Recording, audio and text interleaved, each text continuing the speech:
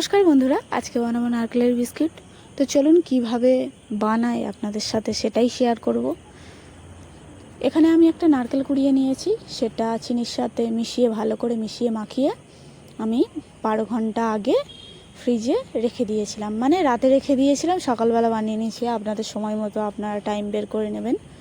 তো এর মধ্যে আমি দেব এলাচের ভিতরে যে দানাটা আছে ওটা আমি বের করে হালকা রোস্ট করে নিয়ে আর গুঁড়ো করে নিয়েছি।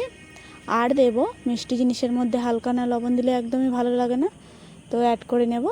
আর এখানেই হচ্ছে মেন পয়েন্ট, এই মিশ্রণটার মধ্যে যতটা সম্ভব ময়দা দিয়ে একটা শক্ত ডো বানিয়ে নিতে হবে।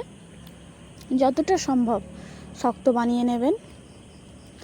আর আমি আমার দিদির কাছ থেকে এটা শিখেছি, আমার দিদির হাতে এটা বহুবার খেয়েছি, তাই জন্য মনে হলো রেসিপিটা আপনাদের সাথে শেয়ার করি।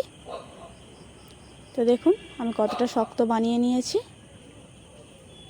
আমার পক্ষে যতটা সম্ভব আমি শক্ত বানিয়ে নিয়েছি। এবারে লেচি আকারে কেটে এটা আমি রুটির মতো বেলে নেব। একটু মোটা করেই বেলবো, কারণ যেহেতু বিস্কিট হবে তো মোটা করে না বেললে ঠিক ভালো লাগবে না। মোটা করে বেলে নিয়ে আমি গ্লাসের সাহায্যে এগুলো গোল গোল করে কেটে নেব। এটা আমার দিদির ছেলেও খুব খেতে ভালোবাসে, আমিও খুব ভালোবাসি। তো চলুন একে একে সবগুলো কেটে নিই।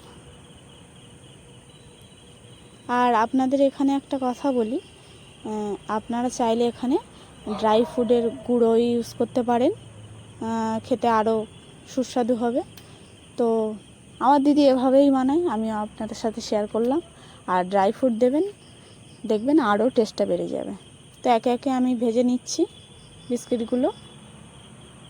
আর ভাজার সময় এখানে মিডিয়াম হিটে রাখবেন প্রথমে, আর লাস্টের দিকে লো আছে লাল লাল করে ভেজে নেবেন।